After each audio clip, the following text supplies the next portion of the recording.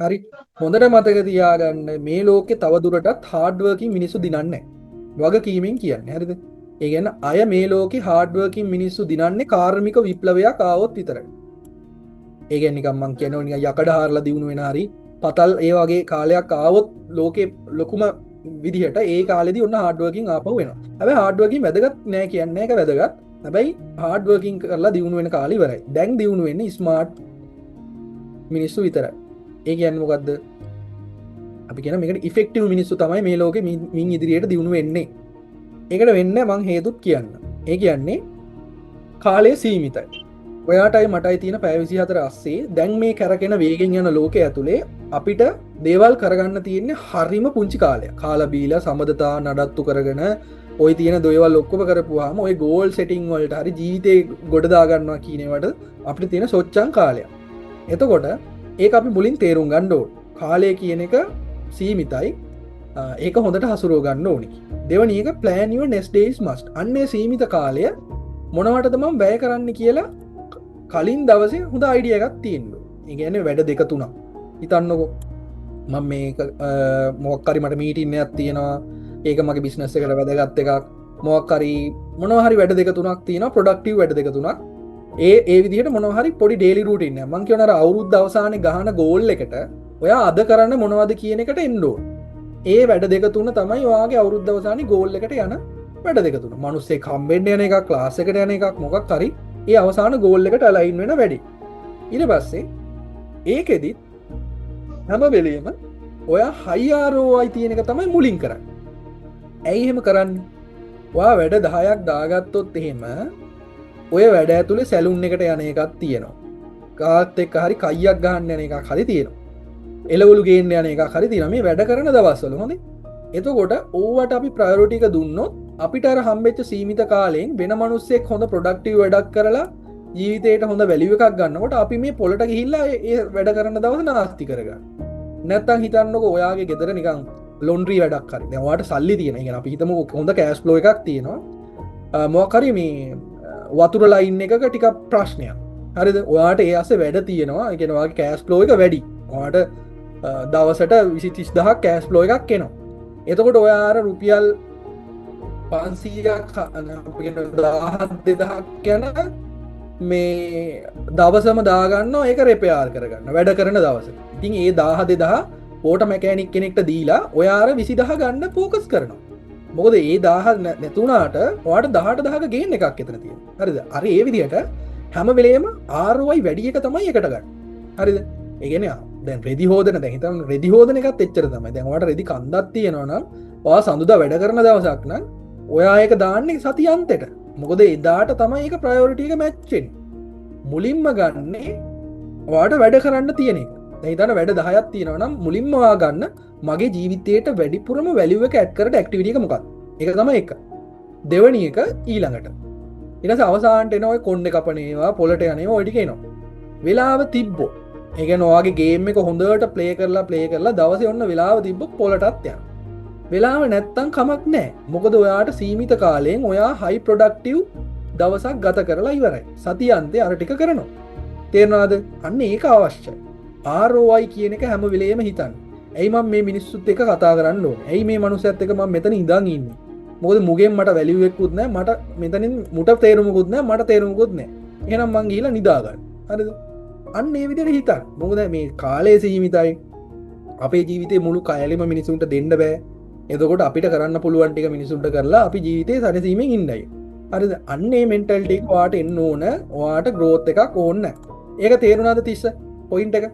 ඔව් සර්. ඔව් සර් තේරුණා. හරි. අන්න ඕක පොඩ්ඩක් ඔලුවට දාන්න. ඊළඟ මෙන්න මේක මාර වැදගත්. think more mind management than time management. දැන් මිනිස්සු කාලෙන් ෆයිට් කරන්නේ නැහැ. මොකද කාලෙන් ෆයිට් කරන එක කරන්න බෑ දැන්. මොකද කාලය සීමිත නිසා අපිට කොහොමත් කාලෙන් ෆයිට් කරන එක ප්‍රැක්ටිකල් නෑ. හැබැයි දැන් මිනිස්සු ෆයිට් කරනවා. නැත්නම් අපි කියන ෆයිට් කියලා මම අදහස් කරන්නේ වෙල්ත් එක හදන එක. සල්ලි හදන එක මහන්සි වෙලා මේ ලයිෆ් එක ගොඩ දාගන්න එකට දැන් මිනිස්සු ફોකස් කරන්නේ මයින්ඩ් මැනේජ්මන්ට්. ඒ කියන්නේ සරලවම ඔයා පැය 6ක් වැඩ කරනවා. ඒ පැය 6 ඔයා වැඩ කරන්නේ අවධානයෙන් නෙමෙයි නම් ඒක ඔයාගේ හයි ප්‍රොඩක්ටිව් දවසක් නෙමෙයි. ඔයා පැය දෙකක් වැඩ කරනවා ඔයා එක සුපිරියට හයිප ෆෝකස් වැඩ කරනවා නම් ඔයා මේ කෙනාට වඩා හයිපඩක්ටව් මනුස්සෙක් වෙන්න තින චාන්සක වැඩි හරිද එතකොට කාලය නෙමෙයි අපි කරන දේ කොච්චර අපි කෙන ෆ්ලෝ එක ඒ වැඩෙත් එක්ක ඇලයින් වෙලා එකට බද්ධ වෙලා වගේ කරනවා නම් තමයි සාර්ථකයි කියල කියන්නේ හරි දැන් මං ඔතෙන්ට එකතු කරනවා ඔයාට එකක් ඔයාට එහෙම හොඳ විදිහට හයි ප්‍රඩක්ටව් විදිහට වැඩක් කරගන්න බැරි ඇයි සීමිත කාලය ඇතුළේ වැරදි අඩුවෙන් උපරිම වැඩක් කරගන්න බැරිවෙන්න හේතුව තමයි අපේ මනස තියෙනවා කාලය කියන සංකල්පය ඒ කියන්නේ අපේ මනස ජීවිතය දකින්න මෙන්න මෙහෙම මේක හොඳට දාගන්න මේක ලයිෆ් චේන්ජිං ටූල් එක හරිද අපේ මනසට අනුව ජීවිතය කොටස් තුනක් තියෙනවා අතීතය වර්තමානය අනාගතය කියලා හරිද එයා හැම වෙලේම ජීවිතය දිග රේකාවක් විදිහට තමයි අපිට හිතන්න පුරුදු කරලා තියෙන් හැබැයි ජීවිතය තියෙන්නේ මෙන්න මෙහෙම සරල රේකාවක් විතරයි කියන මේ මොහොත කියනක විතරයි අද දවස කියන විතරයි ජීවිතය කියලා ගන්න මේක අපේ මනස පෙන්වන කතාව මේක මනස පෙන්වන කතාව මේක තමයි රියලිටි මොකද මේ මොහොත විතරයි වගේ ජීවිතය තියෙන අනිත් ඒවා ඔක්කොම දැන් මේ කොහෙවත් නැහැ වගේ මතකයක් විතරයි තියෙන්නේ එතකොට ඔයා වැඩ කරනකොට සාමාන්‍යයෙන් හිතන්නකො ඔයාට මං දෙනවා පිඟන් හෝදන්න පිඟන් හෝදන එක තමයි ඔයාගේ ජොබ් එක එතකොට ඔයාව කාමරයකට දාලා මේ සබන් ඔක්කොම වතුර දීලා පිඟන් 1000ක් හෝදන්න දෙනවා හරි 1000ක් හෝදන්න දුන්නාම ඔයාස කරන වැඩේ තමයි කාගේ හරි මයික් එකක් ඔන් වෙලා තියෙනවා පොඩ්ඩක් ඕෆ් කරමු අවසාන වැදගත් ටික නිසා හරි රයිට් එතකොට පිඟන් 1000ක් තියෙනවා හෝදන්න දීලා පළවෙනි පිඟන් 10 විතර හෝදනකොට ඕන 10 විතර හෝදනකොට මනස මොකද කියන්නේ එයා කියනවා 10යි හේදුයි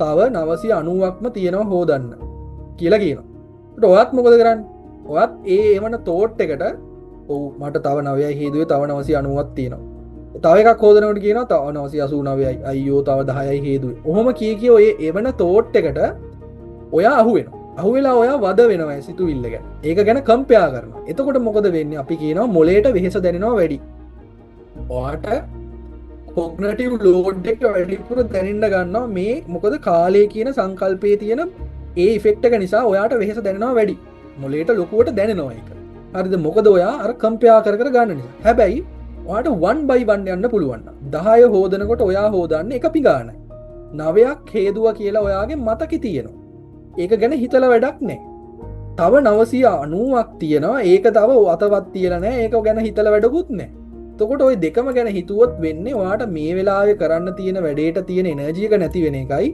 ඒක වර්ධින්න තියෙන chance එකයි නැති වෙන්නේ හැබැයි ඔයා 1 by 1 focus කරොත් එහෙම ඔයාට අවධානය දෙන්න ඕනේ මේ මොහොතට විතරයි එතකොට මේ දෙක ගැන හිතන්න නැති නිසා ඔයාට වෙහෙස අඩුයි හිතන්න ඔයාට ඇත්තටම 750ක් හොදන්න කැපැසිටි එක තියෙනවා හැබැයි අර මේ විදිහට වදවුනොත් වෙන්නේ ඔයා 250න් විතර නතර වෙලා ස්ට්‍රෙස් වෙලා එපා වෙලා වැඩේ අතහැරලා දාන්න.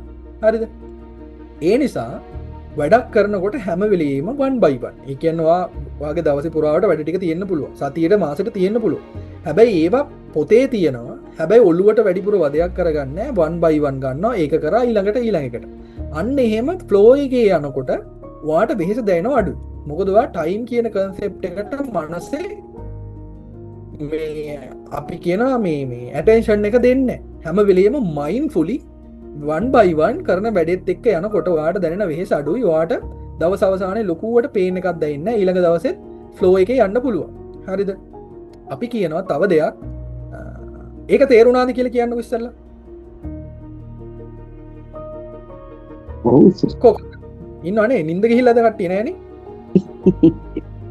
නෑ හරි තේරුණා සර් හරි එතකොට ඒක තමයි පළවෙනි කතාව දෙවැනි කතාව ඔයාට වැඩ නියමටම කරගන්න පුළුවන් එක තමයි ෆ්ලෝ කියන්න අපි කියන ෆ්ලෝ කියලා කන්සෙප්ට් එක ඒ කියන්නේ මොකද්ද ෆ්ලෝ කියලා කියන්නේ මැරතන් දුවලා තියෙනවනම් දන්නවා ඔයාලා මැරතන් එක දුවන්න පටන් ගන්න මුල් දවස් මුල්ම කාලේ විනාඩි 5-10 කාලේ ඇඟ රිදෙනවා ඇඟ රිදලා වැඩේ එපා කියනවා අතෑරපන් කියලා කියනවා නැවතියන් කියලා කියනවා ඇඟ නිකන් රිද්දවනවා අපිව ඕක හොඳටම තේරෙනවා මෙහෙ ගියානවා කොහෙද අපි නගින්නේ සිරිපාදනයෙන් ගනම් මේක තේරෙනවා මුල් ටිකේ ඇඟ රිදෙනවා නවතින්න කියලා ඇඟ කියන්නේ හරිද හැබැයි ටික වෙලාවකින් ඔන්න අපි නිකං අරනිකං යනවද කියලවත් ගානක් නැති ගාන රිදම් එක්කට අහුවෙනවා.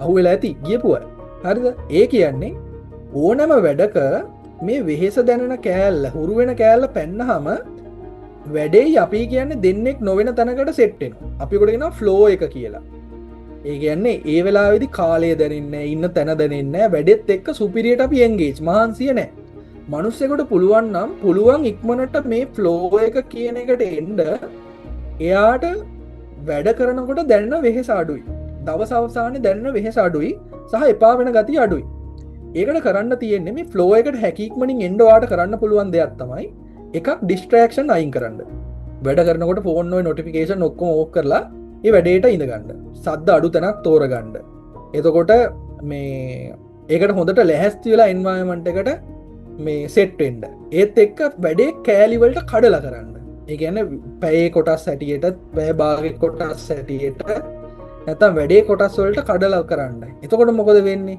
මේකෙදි අර දැනෙන වෙහෙසාඩු එපා වෙන ගති අඩුයි වැඩේ ගොඩාක් ලොකුයි නං වාට කරන්න තියෙන එතකොට මනස අපිව අතාරන්න කියලා පුෂ් කරනවා වැඩි හැබයි වැඩේ ලොකු නැත්තම් විනාඩි 30යි තියෙන්නේ කියලා එතනකොට මේ කෑල්ල ඉක්මනින් අපිට පැනගන්න පුළුවන් මෙතෙන්ට හරිද ඒත් එක ඩිස්ට්‍රක්ෂන්ට අඩුනම් අපිට කාලය කියන එක දැනෙනවා අඩුයි මොකද අපි ඉක්මනින් මෙතෙන්ට පැනගන්න පුළුවන් හරිද එතකොට මේකට පැන්න කියන්නේ අපි දන්නව නැතුව වැඩේ ගොඩාක් දුරට අවුලක් නැතුව කරගෙන යන්න පුළුවන් එපා වෙන්නේ නැතුව එතකොට හැකික්මනින් මේ කෑල්ල පැනලා ෆ්ලෝ එකට එන්ට වෙන එක තමයි අපිට වැඩක් එපාවෙන්න නැතුව කන්සිස්ටන්සිලි කරන්න පුළුවන් හොඳම මෙතඩ් එක ඒ නිසා වැඩ කඩලා කරන්න ඩිස්ට්‍රක්ෂන් අයින් කරලා කරන්න එතකොට මයින් ෆුලි කරන්න වන් බයිවන් කරන්න ඕකෙන් මේ ෆ්ලෝ එකට හැකික්මනින් අපි එනවා අපිට මහන්සියක් නැතුව දේවල් කරන්න පුළුවන් හොඳට මතක තියාගන්න මේ කවුරු මොනවා කිව්වත් ඔයාගේ ජීවිතේ ජයගන්නවා කියලා කරන්න තියෙන්නේ මේ මොහොතේ අද දවසට කරන්න තියෙන හොඳමදේ හොඳ විදිහට කරන එක විතරයි අනිත් ඒවා ඔක්කොම අපේ ඔළුව බර කරන කතන්දර ටිකක් විතරයි ඔයාට ඩිරෙක්ෂන් එකක් දාගෙන අර කිව්ව මේ සෙන් වේ ඔෆ් වර්කින් කියන විදිහට 1 by 1 ෆ්ලෝ එකේ වැඩ කරන සිස්ටම් එකකට හුරුවෙන් ඒක තමයි ඔයාට දන්නේම නැතුව සතුටිනුත් නිදහසෙනුත් මහන්සි අඩුවෙන් මේ ඇකියුරසි නැත්තම් අඩුපාඩු අඩුවෙන් හොඳ විදිහට වැඩ කරන්න තියෙන රහස